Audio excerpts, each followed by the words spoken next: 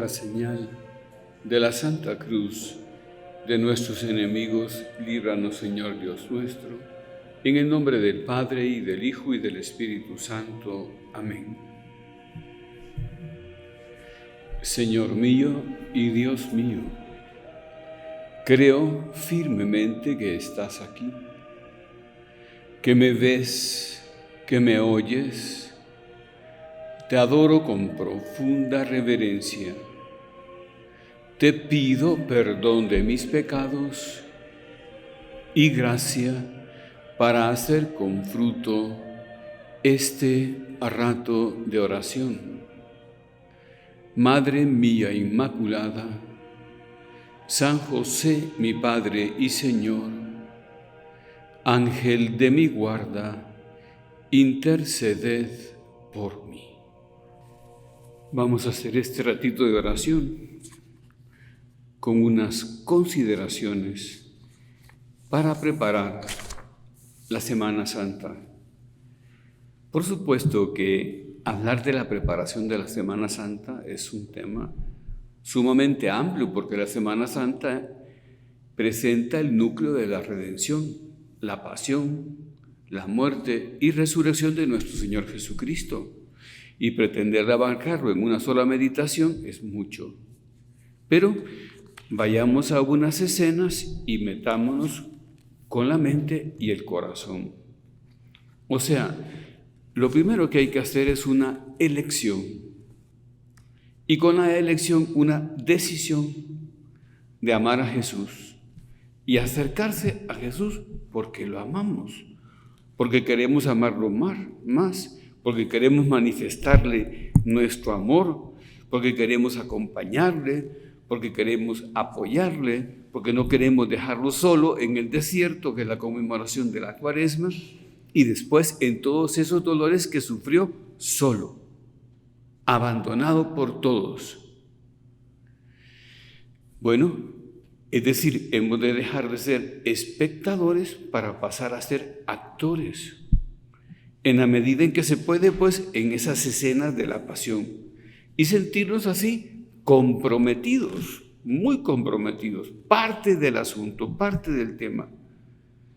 Esta decisión, pues, supone arrancar del corazón la fascinación por lo inmediato, que es propio de nuestra cultura, pues, por lo que ofrece el mundo a través de los sentidos, y sentirnos cerca de Cristo Jesús. Aprender a vivir en esa cercanía con Cristo Jesús y así llenarnos de esperanza, pero de una esperanza distinta de la que ofrece el mundo, de una esperanza verdadera que permita pues la admiración, el estremecimiento ante el misterio divino y nos abra a la adoración, a la alabanza, a la gratitud. Fíjate tú que hay oraciones muy bonitas de este tipo de alabanzas, de bendiciones, de adoraciones.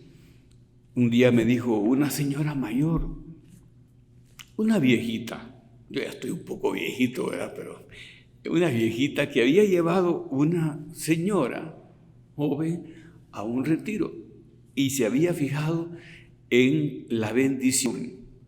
Y me dijo: Padre, me ha admirado mucho esa oración que dice, y te lo digo de memoria porque me lo sé de memoria: bendito sea Dios, bendito sea su santo nombre, bendito sea Jesucristo, verdadero Dios y verdadero hombre, bendito sea el nombre de Jesús, bendito sea su sacratísimo corazón, bendita sea su preciosísima sangre, bendito sea Jesús en el santísimo sacramento del altar, bendito sea el Espíritu Santo Paráclito, bendita sea la excelsa Madre de Dios, María Santísima, bendita sea su santa e inmaculada concepción, bendita sea su gloriosa asunción, bendito sea el nombre de María, Virgen y Madre, bendito sea San José, su castísimo esposo, bendito sea Dios en sus ángeles y en sus santos.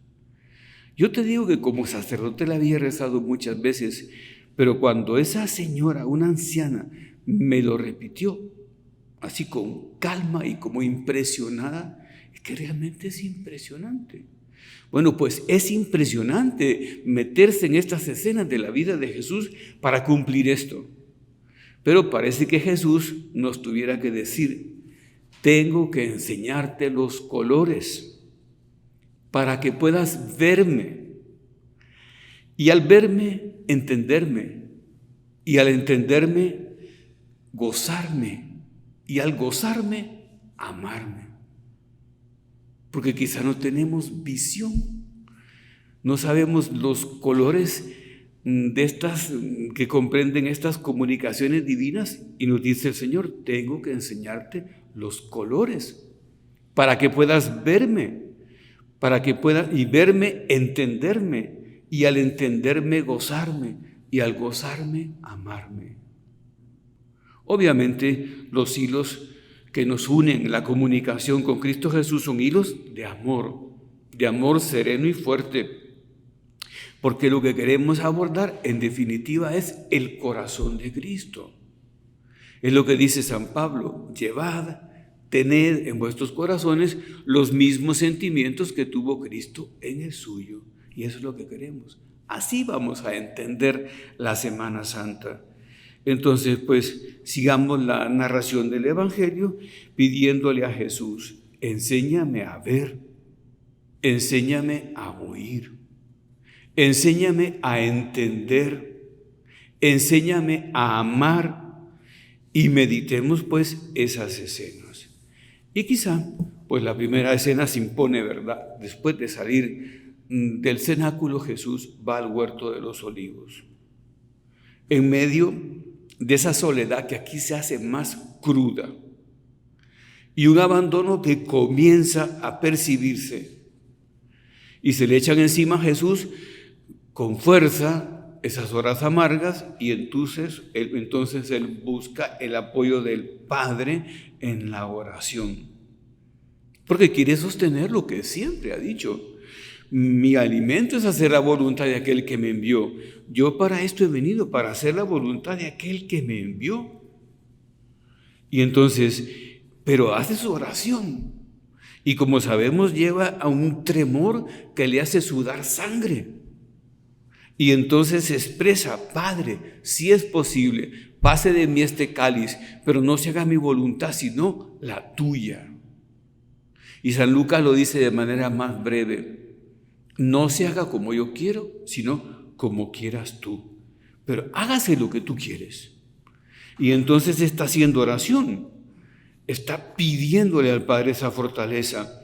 Claro, porque la redención es fruto de esta obediencia de Jesús. Dice en la carta a los Hebreos, cita la Escritura: he aquí que vengo, oh Dios, para hacer tu voluntad. Es lo que resume la venida de Cristo: he aquí que vengo para hacer tu voluntad. ¿Por qué? Explica San Pablo: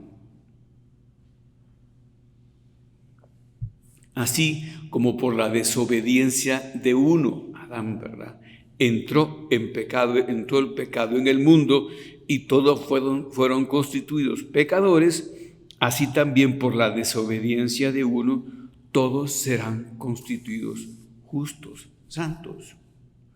O sea, la obediencia de Cristo constituye el alma del sacrificio redentor del Calvario, dice Santo Tomás de Aquino. Y así también nuestra obediencia constituye el alma de nuestra entrega cristiana. Porque a nosotros el Señor nos pide que sigamos esos pasos de Cristo. Por eso a Benedicto XVI le gustaba un punto de camino, el libro del fundador del Opus Dei, que dice así: de que tú y yo nos portemos como Dios quiere, no lo olvides, dependen muchas cosas grandes. Y aquí tenemos a Jesús, ¿verdad?, pidiendo fuerza para obedecer, queriendo obedecer. Y entonces, claro, también acude a la oración pide la oración de los suyos. les pide que le acompañen a orar. Uno se pregunta, ¿pero qué puede la oración del hombre con la oración de Cristo al lado, la oración de Dios, del Hijo de Dios? Puede mucho. Si es de amor, si sale del amor. En definitiva, damos todo lo que podemos, pero no damos todo. Y Jesucristo nuestro Señor pide. ¿Y qué sucede? Bueno, como sabemos bien, después de que les ha pedido que le acompañen orando, se los encuentra dormidos. Simón, ¿duermes? ¿No has podido velar conmigo al menos una hora?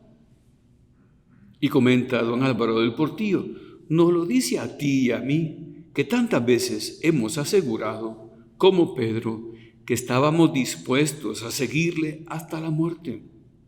Y que sin embargo, a menudo lo dejamos solo, nos dormimos.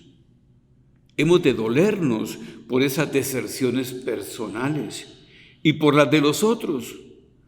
Hemos de considerar que abandonamos al Señor quizá a diario, cuando descuidamos el cumplimiento de nuestro deber profesional, cuando descuidamos el cumplimiento de nuestro deber apostólico cristiano, cuando nuestra piedad es superficial y decae, cuando sentimos el peso y la fatiga del trabajo y abandonamos la lucha, en fin, dejamos de cumplir la voluntad de Dios. Y el Señor pide la oración y los encuentra dormidos. Hagamos nosotros propósitos. Pero entonces aparece la traición.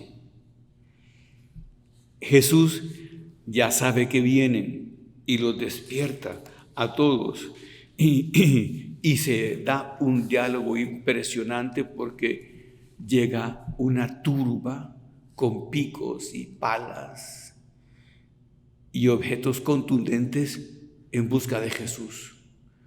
Como a un ladrón venís a buscarme, les dice. Pero Juan escribe un diálogo, dice, ¿a quién buscáis? Y contestan, a Jesús Nazareno. Yo soy. Y retrocedieron y cayeron por tierra. Y otra vez preguntó, ¿a quién buscáis? A Jesús Nazareno. Ya os dije que yo soy. Si me buscáis a mí, dejad a estos. Y entonces, veamos aquí que hay una tremenda humildad. Antes hablábamos de la obediencia, ¿verdad? Nosotros debemos ir viendo los puntales que sostienen, los puntales psicológicos que sostienen el actuar de Cristo. Una obediencia rendida al Padre que supone mucha confianza, por supuesto, ¿verdad? En el Padre Celestial. Y aquí una gran humildad, porque Jesús es Dios. Y bastaba un solo pensamiento para quitar a toda aquella chusma en un instante, para aniquilarla por completo. Pero no, Jesús no reclama nada de lo que le corresponde y se entrega por completo. Vacío de sí mismo, precisamente en eso consiste la humildad cristiana, se llena de Dios, se llena del Padre Celestial. Así dice San Agustín, cuando Dios quiere poner en ti su miel, te encuentra lleno de tu vinagre, antes has de limpiar tus recipientes con esfuerzo para que Él pueda poner en ti su miel. Antes hay que vaciar esos recipientes de todo para que Él pueda poner en ti su miel. Bueno, pues ahí está Jesús vacío de toda la gloria que le corresponde como Dios, de toda la eternidad, de todo su imperio, ante una chusma. Bueno, y entonces en medio de esa algarabía externa, en el corazón de Cristo hay paz, hay silencio que le permiten escuchar al Padre. Esa es la humildad. San José María insistía en esto porque a veces tenemos la humildad caricaturizada y no es eso. La humildad es saberse nada, pero al mismo tiempo abrirse a la grandeza del Padre. ¿Qué es eso? Nuestro Padre y nosotros sus hijos, y nos hacemos grandes en Dios. Bueno, pues te leo un parrafito de San José María. Dice: los obstáculos que un alma puede encontrar en el seguimiento de Cristo tienen su último origen en el desordenado amor de sí mismo. Estamos hablando de vaciarse para oír a Dios, pero los obstáculos, desordenado amor de sí mismo, estar lleno de uno mismo. Ese egoísmo que se revela en el monólogo interior. Allí los propios intereses, las aspiraciones se desorbitan, se fraguan los conflictos o se agranda, la objetividad se difumina y el yo sale siempre enaltecido. Un alma que aspire a crecer en la santidad debe salir de esa subjetividad enrarecida. Y yo te digo que pongamos los ojos en Jesús. ¡Qué humillación tan grande! Por supuesto que toda la pasión dice Santo Tomás, que luce la humillación del Hijo de Dios, por supuesto. Pero ahí comienza, ahí se deja prender. Vacíate de ti, vaciémonos de nosotros mismos para llenarnos de Dios, para llenarnos de Cristo. Entonces, así tendremos esa realidad en nuestro corazón, porque dice Jesús: si al que uno quiere venir en pos de mí, niéguese a sí mismo, tome su cruz y sígame. Bueno, pero te decía que llega la traición, llega Judas con esa chusma, Judas lleno de sí. Te puedes imaginar las justificaciones que tiene Jesús, las excusas, las invenciones que tiene Judas dentro de sí para actuar de esa manera. Y entonces, y lo peor es que había quedado en que aquel a quien yo besare, ese es. Y entonces se acerca, da pasos adelante y besa a Jesús. Y Jesús le dice: amigo, que en hebreo se dice amado, ¿a qué has venido? Jesús no tiene palabras huecas. Jesús le está llamando amado porque lo ama y le está teniendo la mano como un último recurso. Amigo, no lo rechaza. Y entonces se adelantaron, dice San Juan, y se le echaron encima porque ya estaba la señal. Y entonces esa caricia de amor, un beso, se vuelve una caricia de traición y de odio. Pero esa humildad de Cristo, te digo, que está luciéndose ahí, está apareciendo ahí, también va acompañada de virtudes hijas de la humildad: la paciencia, la mansedumbre, la misericordia, porque Jesús ama y sana, porque perdona, los está perdonando, los está dejando actuar. Qué tremendo es esto, ¿verdad? Pero es así, dice también una meditación de don Álvaro del Portillo, dice: en aquellos momentos la humanidad santísima necesitaba la caricia, la cercanía de todos. Pero empapémonos en cambio de la traición y observemos la traición de Judas, que los enemigos de Dios están en vela.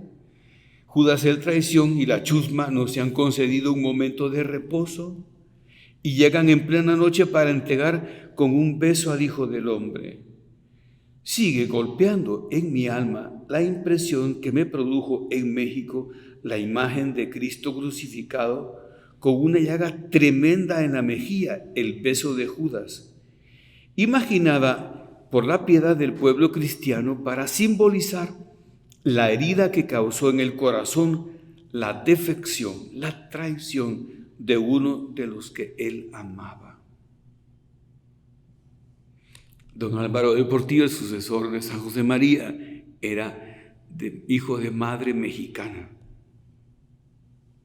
Entonces, vio como San José María en ese viaje a México se impresiona porque tenía a Jesús la cara maltratada, con una llaga profunda. Hijo de mi alma, nos dice que no nos separemos nunca de Jesús. Dejadme que insista. Vamos a procurar seguirle muy de cerca para que no se repita en lo que depende de nosotros la indiferencia, el abandono, los besos traidores.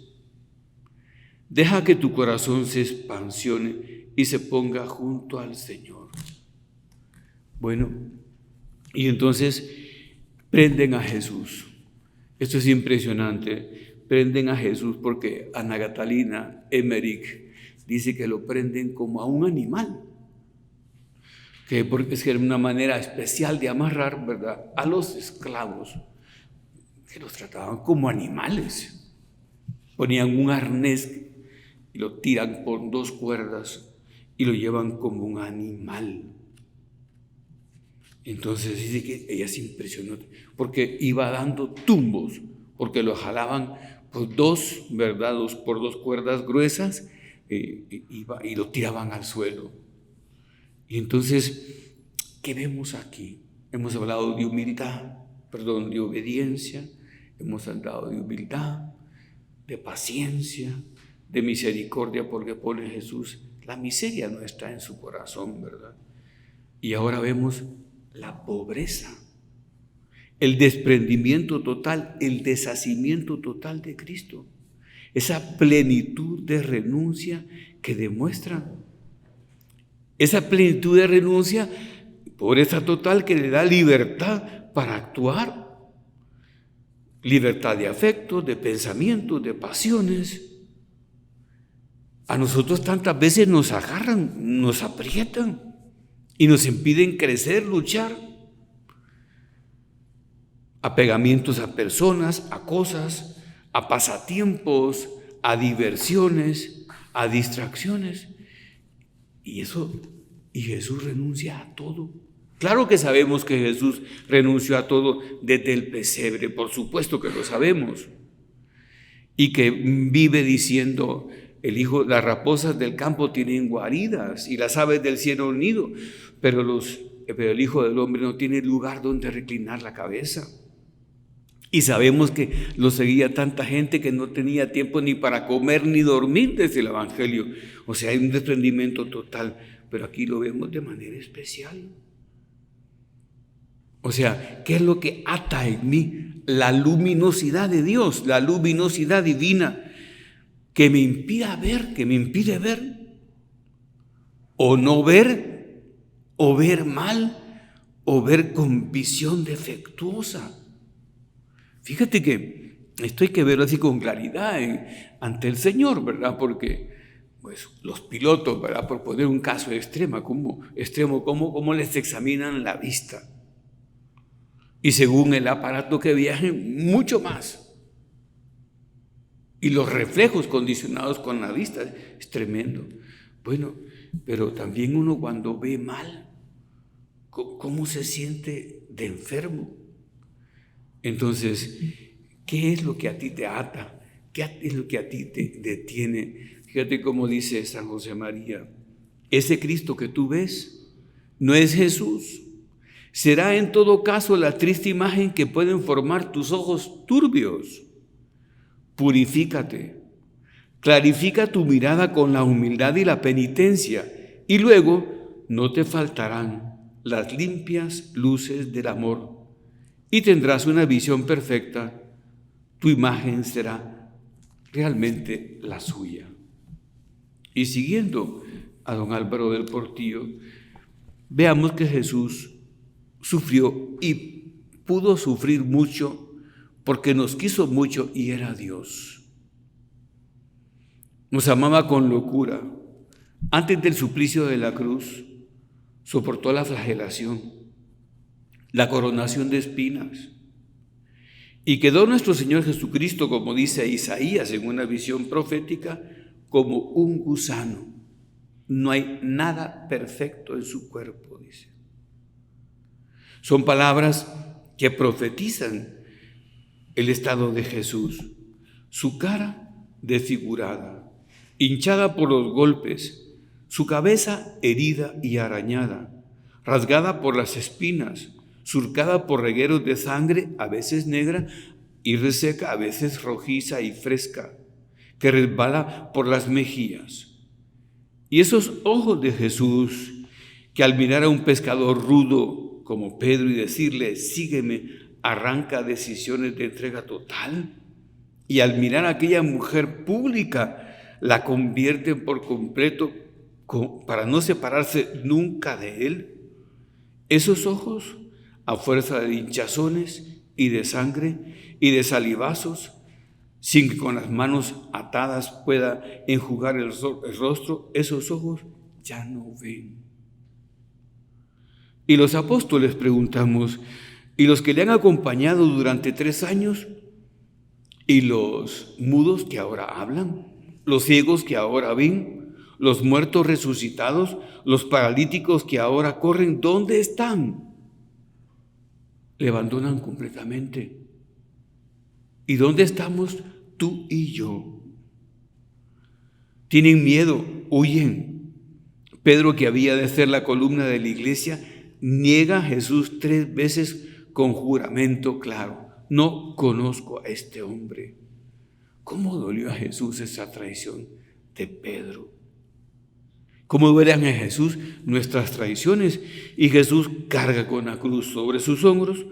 Por supuesto que decía con alegría, con gozo, porque está cumpliendo la voluntad del Padre, pero causa un dolor horrible. ¿Qué lección para nosotros, pues, que no queremos mover un dedo ante el sacrificio que supone seguir a Cristo? Negarnos a nosotros mismos para ser discípulos de verdad. Y cuando llega a la cumbre del Calvario, le arrancan sus vestiduras y a Jesús, que tendría tanto pudor, le dejan completamente desnudo en un lugar público, en un lugar muy transitado, delante de esos curiosos que han ido a contemplar la ejecución. Y su cuerpo de arriba abajo es una pura llaga, porque se abren las llagas que habían comenzado a restañarse después de la flagelación. Al arrancar los vestidos se abren y mana abundantemente la sangre. Y después le mandan a acostarse sobre la cruz y extender un brazo, y con un clavo taladran la muñeca. Todos sabemos cuánto duele un golpe en la muñeca, pues a Jesús le taladran la muñeca con unos clavos terribles. Nos imaginamos muchas veces unos clavos delgados, unos clavos cuadrados, chatos, gruesísimos, y entonces hincan el clavo en un agujero previamente labrado y después tiran el otro brazo, como sabemos por Ana Catalina Emmerich y otros videntes que habían calculado mal a Jesús, el tamaño de Jesús, y no llega el brazo, entonces tienen que zafarle el brazo para que llegue. Eso aparece en la película de Mel Gibson, pero no se dice claramente, pero le amarran el brazo izquierdo y se lo zafan para que llegue al agujero. Y eso mismo sucede con el agujero de los pies, y dice Ana Catalina Emmerich que fue el grito más terrible que escuchó dar a Jesús en la pasión, cuando le tocan la cadera. Y así pues lo cuelgan, y cuando levantan la cruz y el peso del cuerpo se desploma y queda colgado en esas llagas, y comienza, como sabes perfectamente, porque lo sabemos todos, comienza a asfixiarse. Y así va sufriendo, pues, levantándose de las llagas que provocan sangramiento, y después alternando con asfixia. Un dolor horrible. ¿Cómo es nuestra correspondencia? Tantas veces somos incapaces de mover un dedo, y Jesús necesita apóstoles que le sigan de cerca, y nos pide mortificaciones que son sobre todo mortificaciones en bien de los demás y en bien propio tuyo, que son mortificaciones pues para sacar el trabajo adelante bien, para ser buen cristiano, tenemos la experiencia de que los propósitos nuestros duran poco y Jesús lo sabe. No es que le guste, pero nos comprende. ¿Te acuerdas cómo queda clara esa misericordia de Cristo que lo está viviendo en la cruz? Porque va diciendo, Padre, perdónales porque no saben lo que hacen. No saben lo que hacen. Y cuando muere dice, Padre, todo está cumplido según el decreto de tu voluntad. Pero claro, no saben lo que hacen. Y quiero terminar recordándote, porque como que aquí se concreta también parte de la parábola del hijo pródigo. Esa nos dice, lo narra el Papa, que un grupito de estudiantes de arte se impresionaron, que hacían arte, óperas pop, así, y se impresionaron de la parábola e hicieron una ópera pop. Y entonces dice que solo que pusieron unas variantes, lógicamente los artistas siempre ponen lo suyo, y el muchacho cuando vuelve a la casa del padre le pide a quien lo acompaña que le diga a su papá que si lo ha perdonado o si lo va a perdonar, que ponga un pañuelo blanco colgando de una ventana. Y cuando el chico, ¿verdad?, llega y puede ver la casa, se encuentra con la casa llena de pañuelos blancos. De cada ventana, 3, 4 pañuelos. Es la misericordia infinita del Padre y el tremendo perdón. Eso está detrás de la pasión. Es lo que mueve la pasión. Terminemos, te decía que son solo unas imágenes que nos tocan el corazón.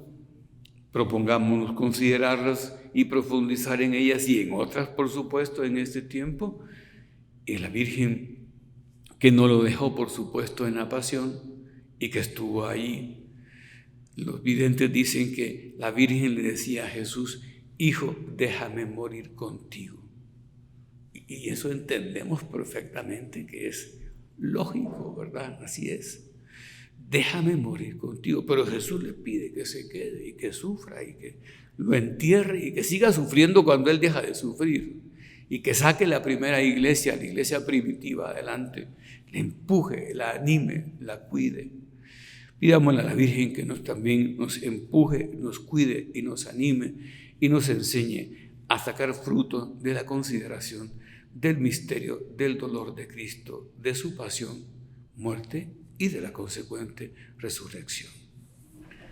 Te doy gracias, Dios mío, por los buenos propósitos, afectos e inspiraciones que me has comunicado en esta meditación.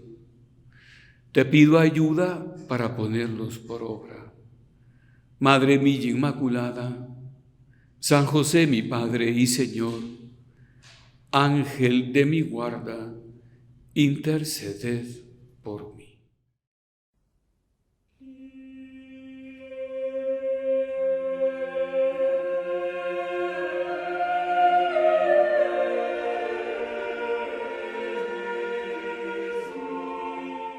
Por la señal de la Santa Cruz de nuestros enemigos, líbranos, Señor Dios nuestro, en el nombre del Padre, y del Hijo, y del Espíritu Santo. Amén.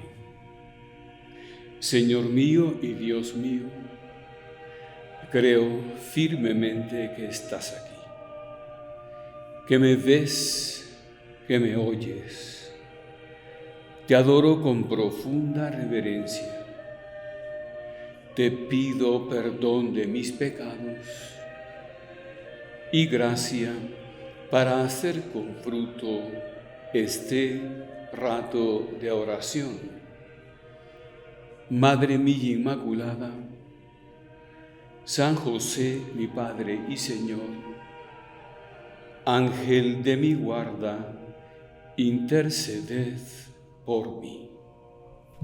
Les acabo de repartir una oración que el Papa reza todos los días a San José, una oración de intercesión, de petición, porque hay oraciones de alabanza, como decía anteriormente, de acción de gracias, y este es de súplica.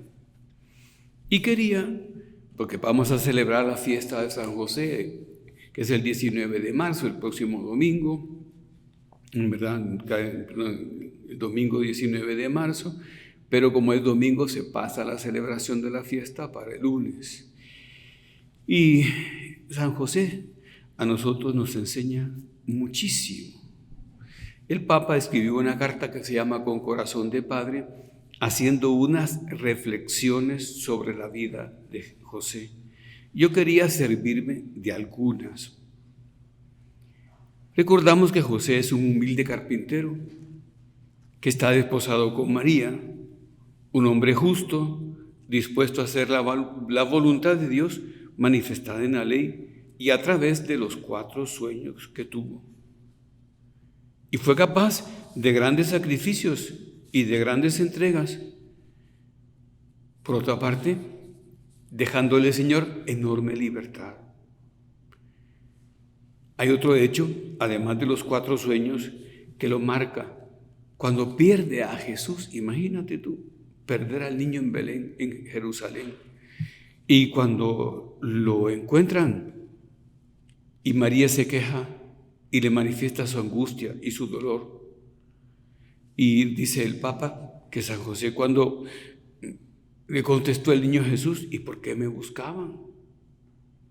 Si saben que debo de dedicarme a las cosas que atañen al servicio de mi Padre, consiguió una profundización en el misterio de Jesús.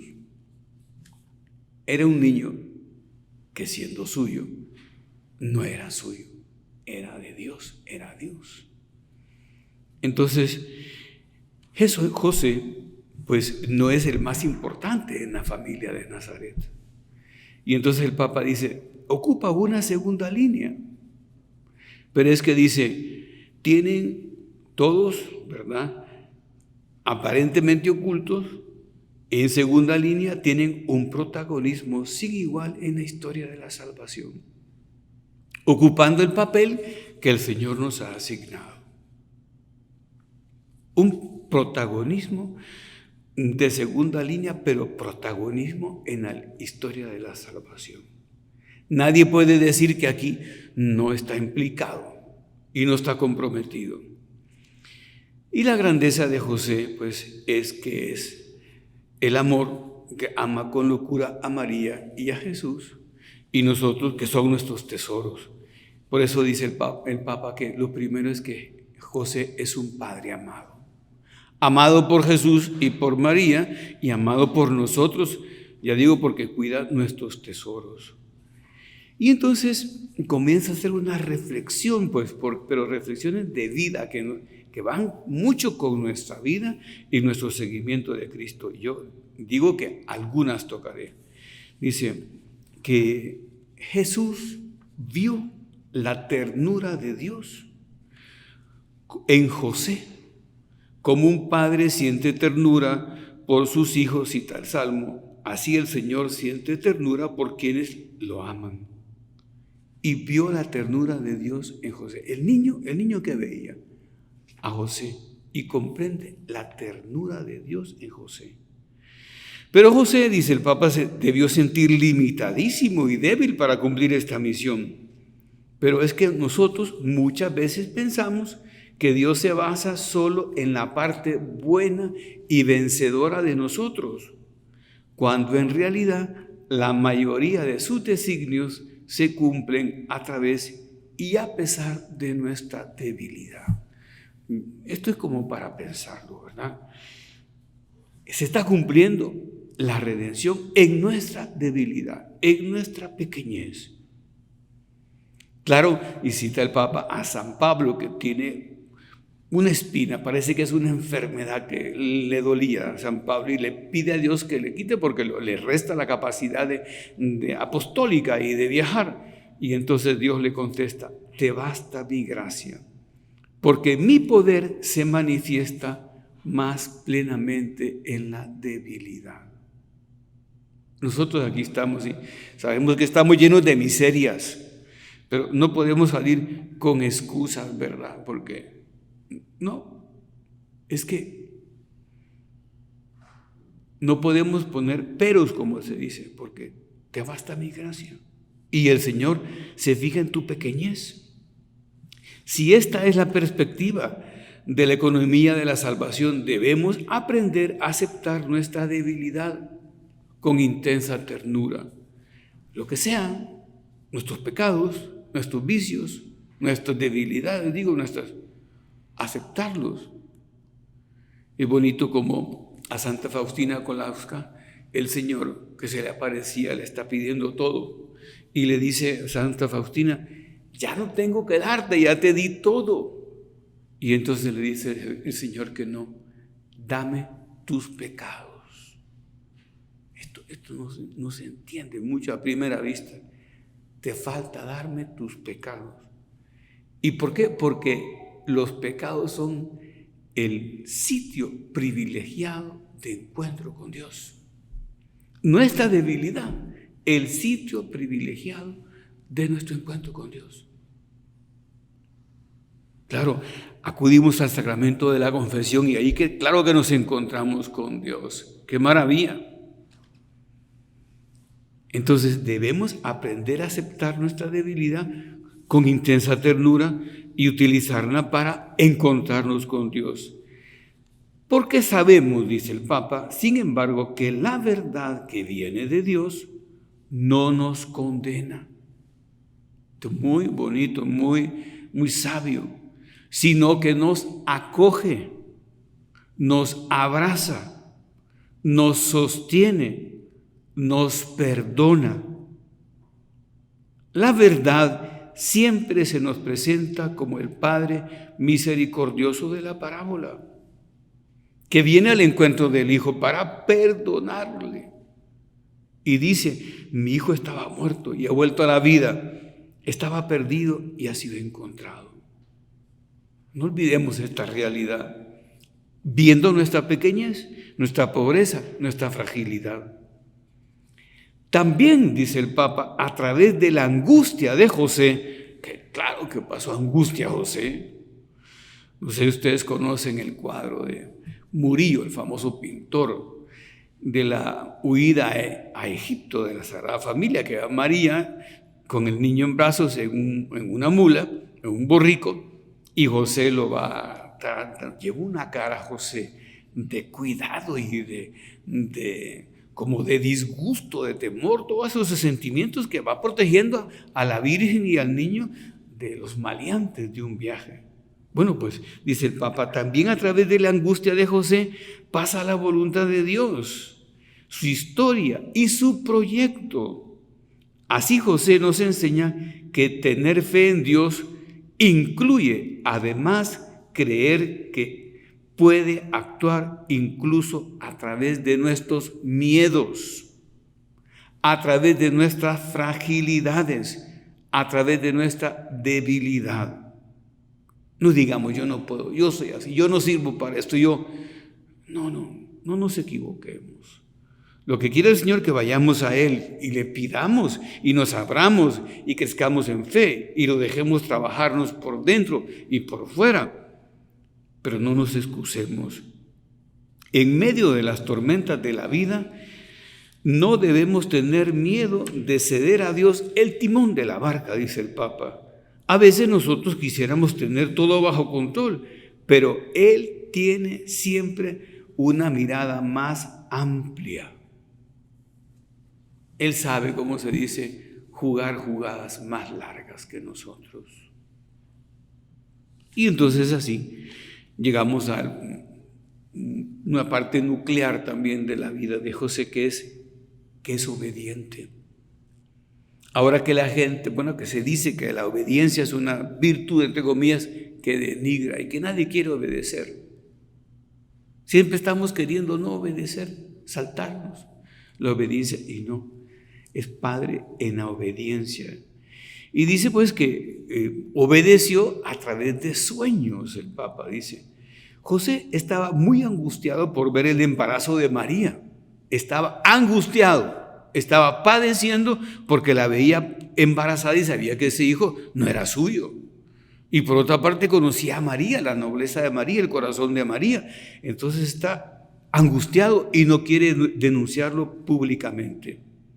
Y entonces, claro, está en un dilema y aparece el primer sueño. No temas aceptar a María, tu mujer, porque lo engendrado en ella proviene del Espíritu Santo.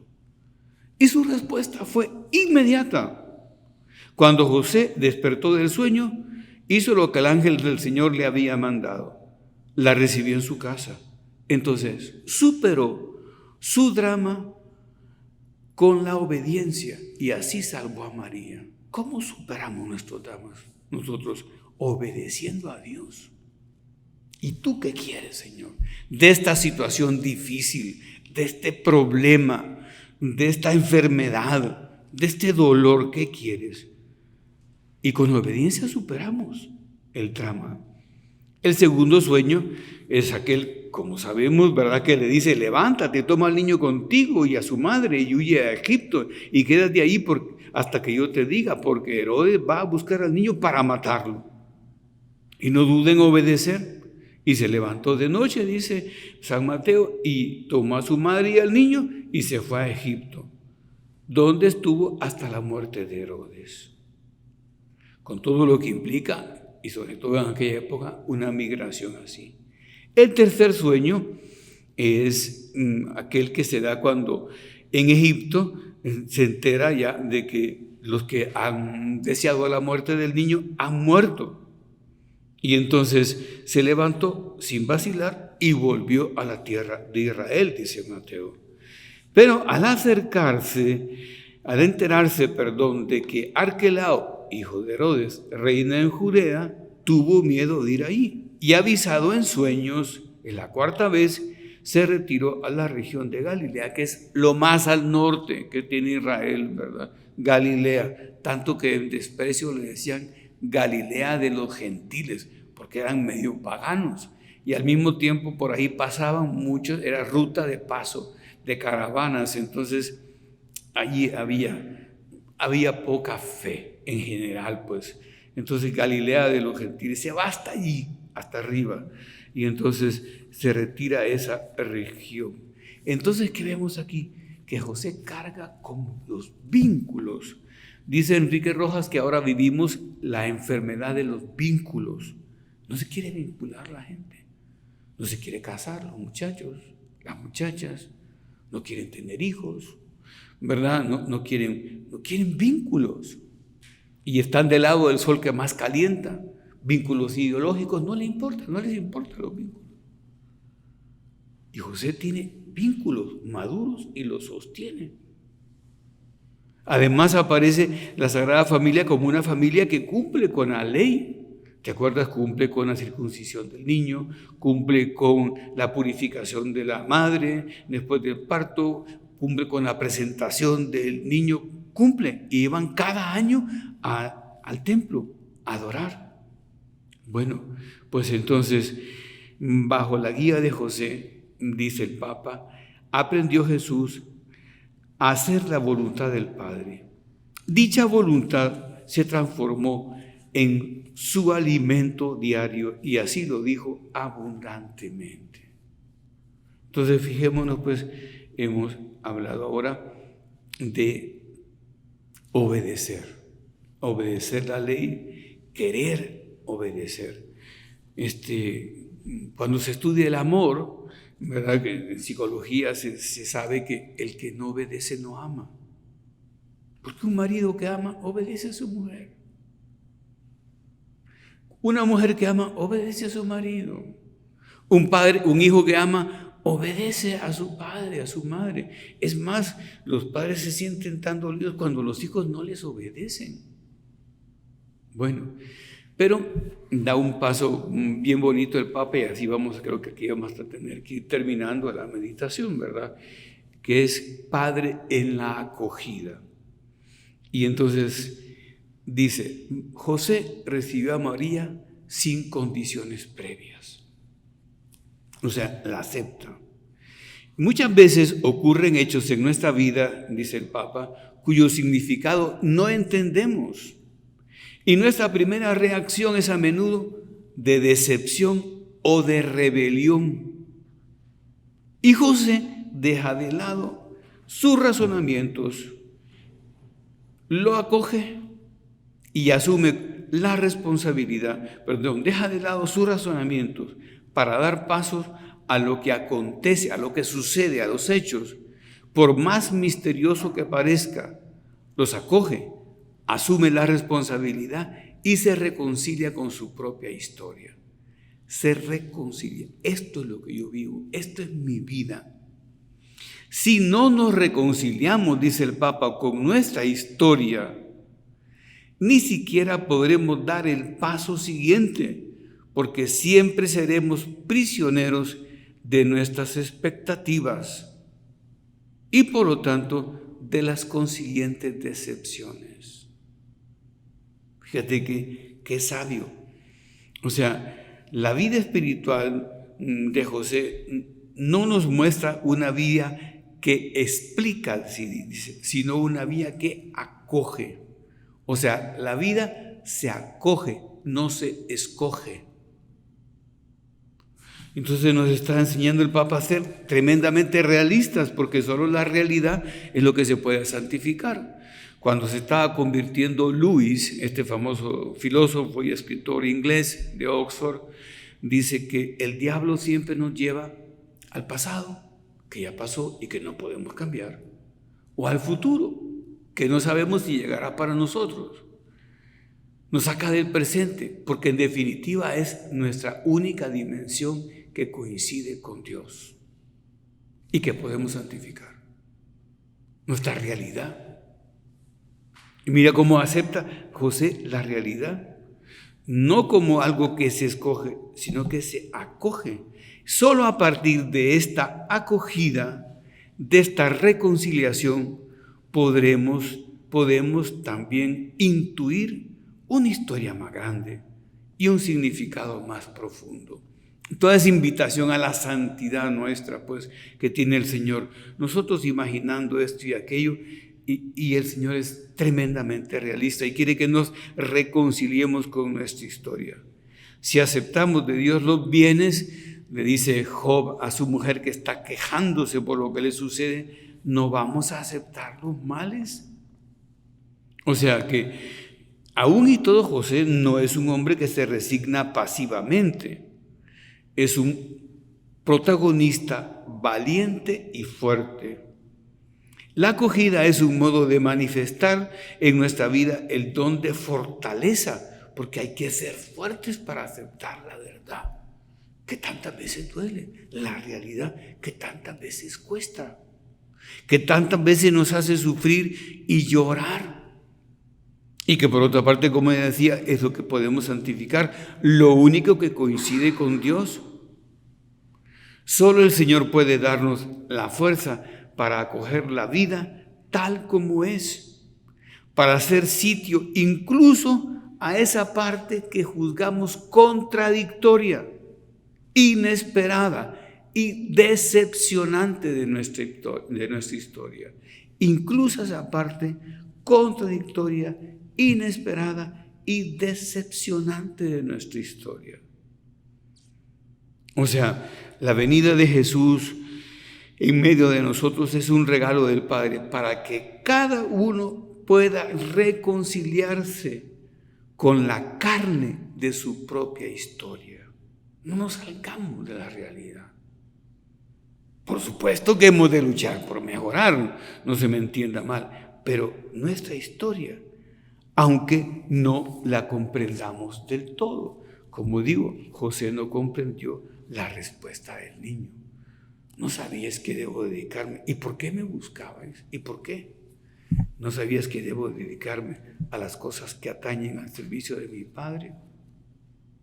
O sea, José, hijo de David, no temas.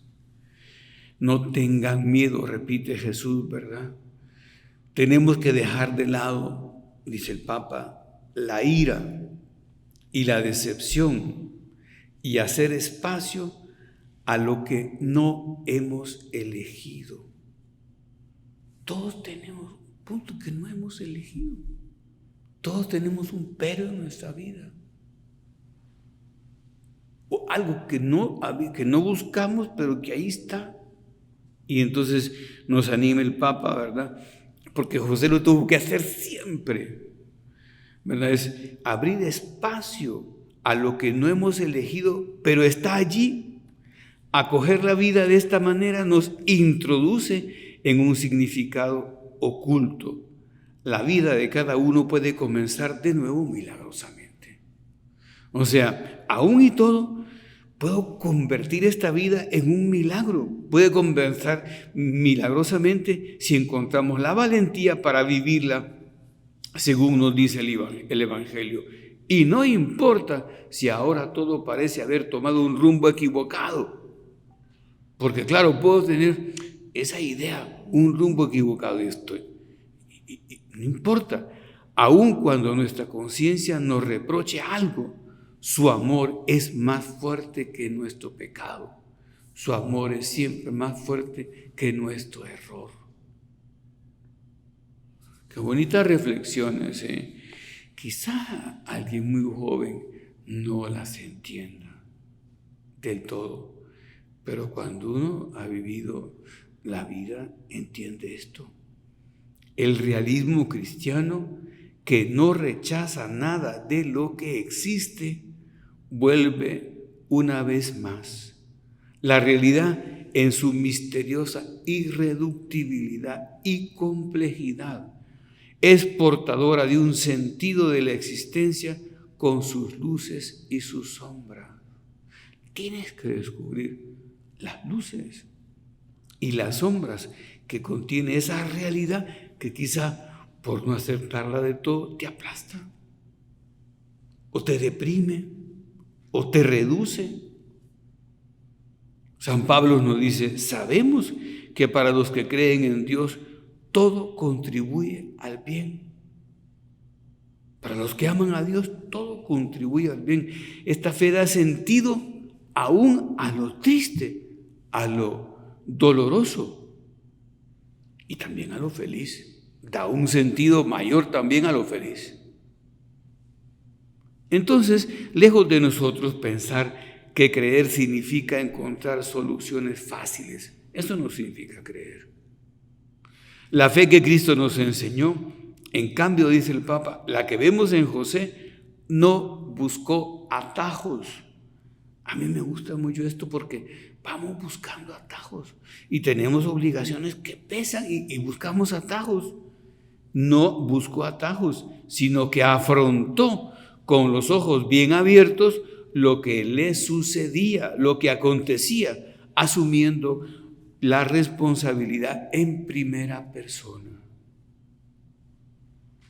O sea, pues la acogida de José nos invita a acoger la vida y también a acoger a los demás. Porque mira, bueno, es que en mi familia esto, y en mi familia acoge a los demás. Y si vamos ampliando en círculos conceptos concéntricos nuestra vida, acoge. Y acoge a los débiles como son. Y precisamente porque son débiles a veces nos son molestos. Y nos cuesta aceptarlo.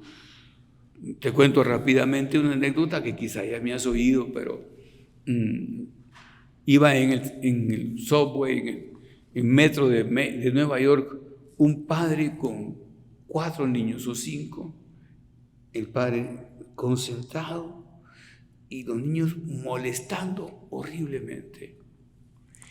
Pero molestaban, brincaban y todo.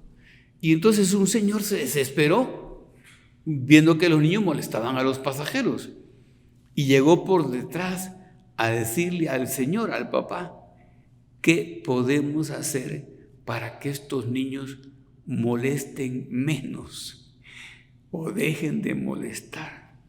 Y entonces el papá levantó la mirada y le dijo: tienes razón, es que estoy pensando cómo decirles que su mamá acaba de morir en el hospital. Y entonces el hombre solo lo cogió por el hombro, ¿verdad? Lo cogió por el hombro y lo apretó. Se quedó sin palabras y se volvió a sentar.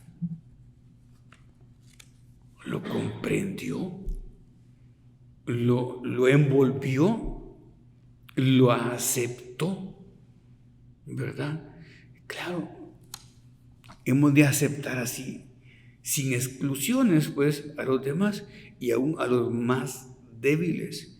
Deseo imaginar que Jesús tomó de las actitudes que vio en José el ejemplo para la parábola del hijo pródigo y del Padre misericordioso.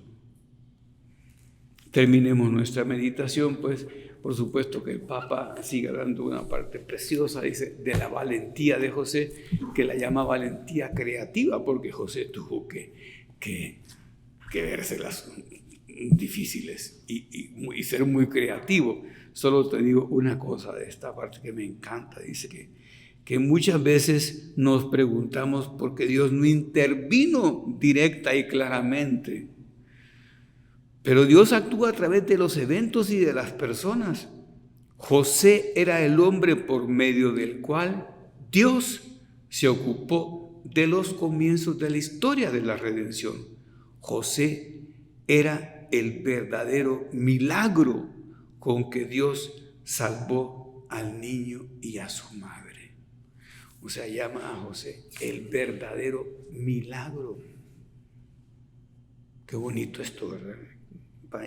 Y la vida, porque todas estas, y sigo, y el Papa se quedó corto en la carta y entonces hizo 8 discursos más de miércoles explicando diferentes facetas de José, que tiene que ver mucho con tu labor de padre. Es que la vida es así. ¿Cómo vivir la vida? Y vivirla bien. Pidámosle a San José, pues, que nos prepare y nos ayude para hacer de nuestra vida una vida de santificación, una vida apostólica, de cambio para los demás, pues porque nosotros nos esforzamos por vivir según el Espíritu de Dios, con una fe que no busca atajos, que acoge la vida como es y ahí se entrega de veras. Santa María, tú que viviste con José y con Jesús, enséñanos a aprender estas lecciones de la Sagrada Familia. San José María repetió una ejaculatoria: Jesús, María y José, que esté siempre con los tres, con ustedes tres diríamos aquí, ¿verdad? Que esté siempre. José, enséñanos tú. Te doy gracias, Dios mío, por los buenos propósitos, afectos e inspiraciones que me has comunicado en esta meditación. Te pido ayuda para ponerlos por obra. Madre mía Inmaculada, San José, mi Padre y Señor, Ángel de mi guarda, interceded por mí.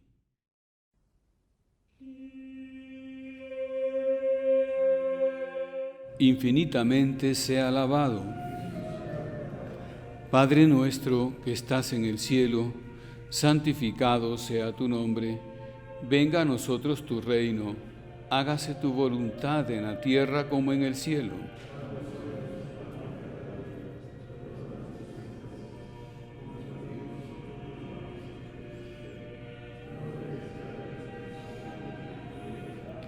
Dios te salve María, llena eres de gracia, el Señor es contigo. Bendita tú eres entre todas las mujeres y bendito es el fruto de tu vientre Jesús.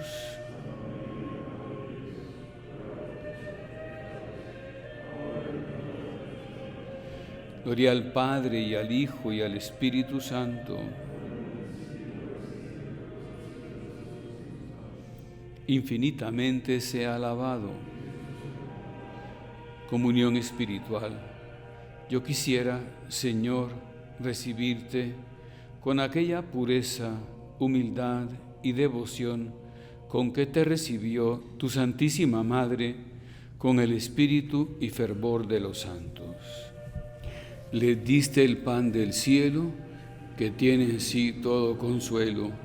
Oremos, oh Dios, que en este sacramento admirable nos dejaste el memorial de tu pasión. Te pedimos nos concedas venerar de tal modo los sagrados misterios de tu cuerpo y de tu sangre, que experimentemos constantemente en nosotros el fruto de tu redención, tú que vives y reinas por los siglos de los siglos.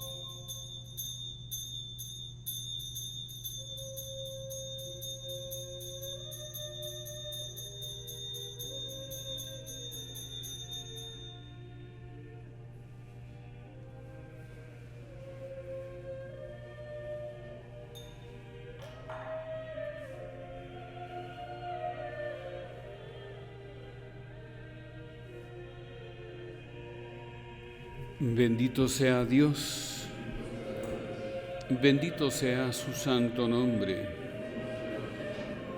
bendito sea Jesucristo, verdadero Dios y verdadero hombre.